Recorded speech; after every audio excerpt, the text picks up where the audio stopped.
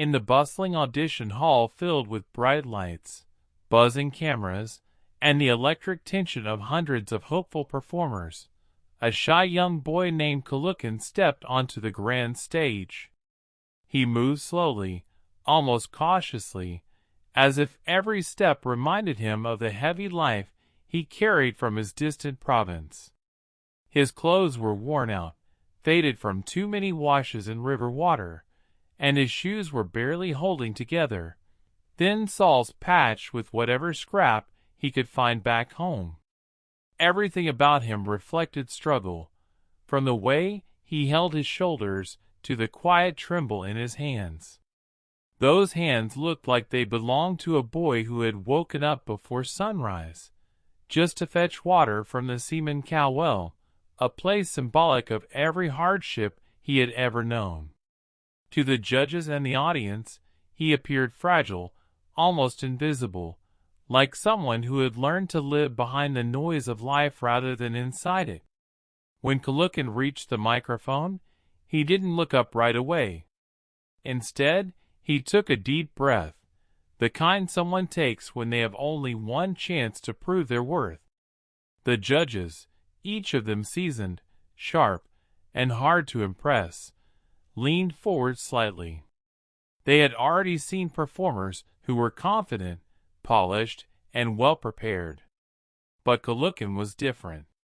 There was something raw in the way he stood there, something honest and unfiltered. It wasn't the look of a trained singer. It was the look of a survivor. The room fell into a deep silence when the iconic opening chords of Hotel California began.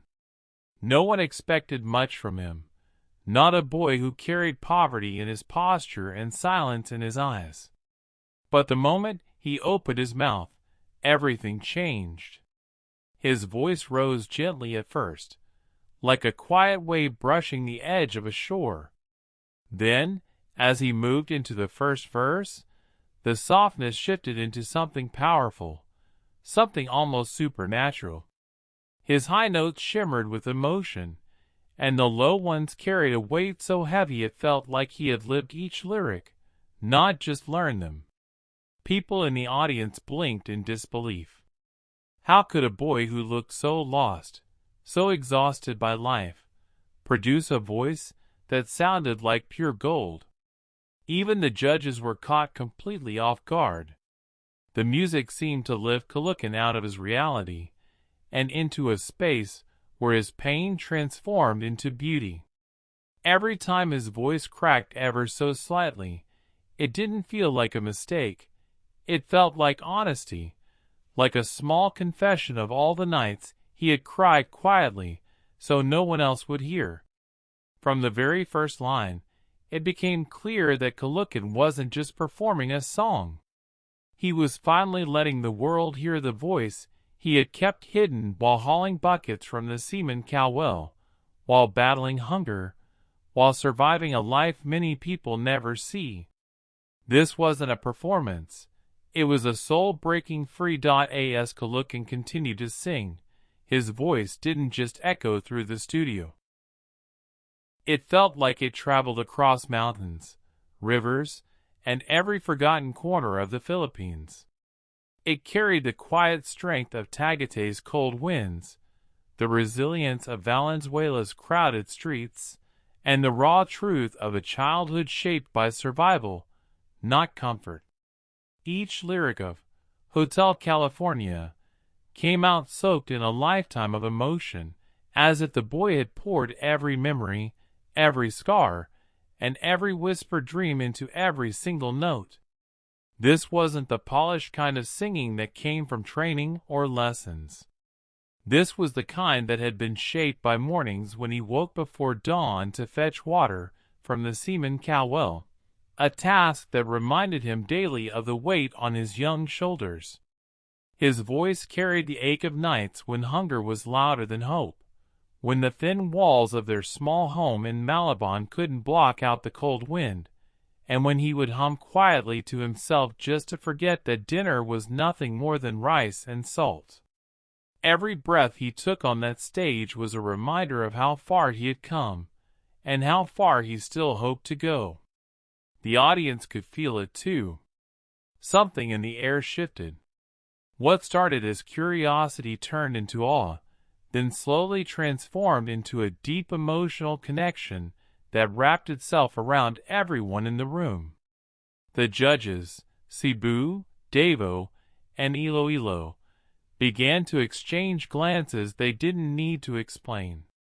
Their expression said everything: shock, admiration, and the unmistakable realization that they were witnessing something rare. Judge Cebu leaned forward, elbows on the desk, eyes wide and almost glassy. Judge Davo placed a hand over her chest, as if steadying her heartbeat.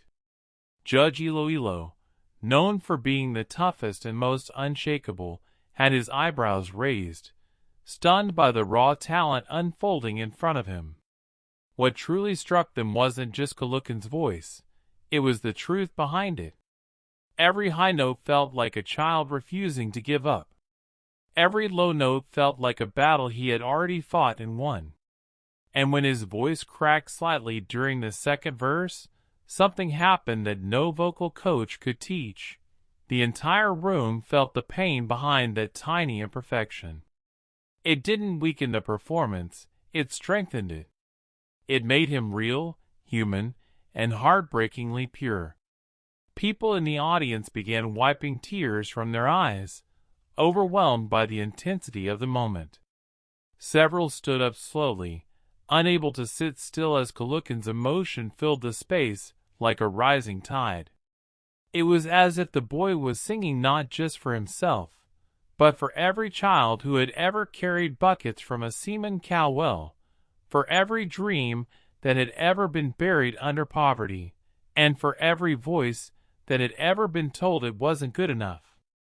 By the time he reached the final chorus, the studio wasn't just listening, they were feeling every word with him.